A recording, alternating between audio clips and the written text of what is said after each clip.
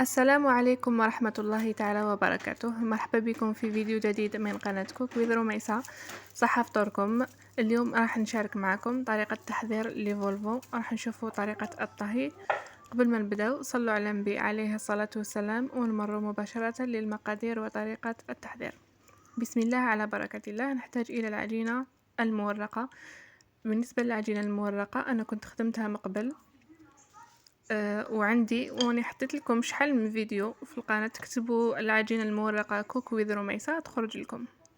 نفتحوا العجينة بهذه الطريقة قبل نكون رشينا سطح العمل بالفرينة، ونبداو نفتحوا العجينة كيما راكم تشوفوا. ما نفتحوها رقيقة، ما نفتحوها خشينة، متوسطة. وبعد نجيب هذو الليمون كيما راكم تشوفوا ونشكلوا دوائر بهذه الطريقة.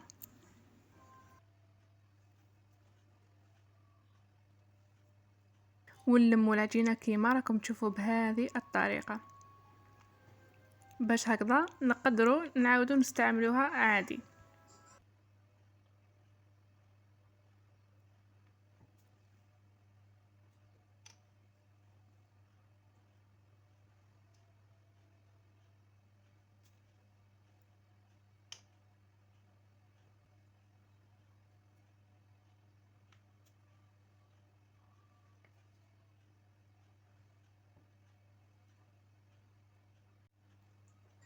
نلصق حبة مع حبة بالماء وماشي بالبيض، لانه البيض راح ينشف كي تدخلوه للفرن وما يخليش العجينة تتورق.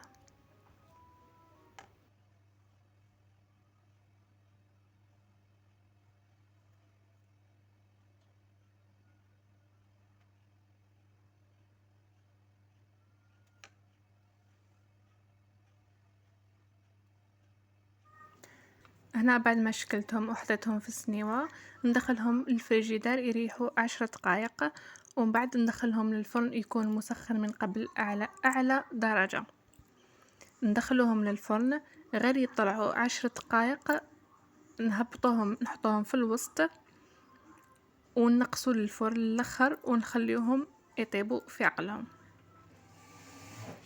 بالنسبه للحشو انا درت نص حبه تاع البصل صغيره مقطعه مربعات، قليتها مليح، زدت الفيون شويه تاع الفيون داشي، ملح، فلفل اسود وشويه تاع القرفه، وضفتهم كحشو.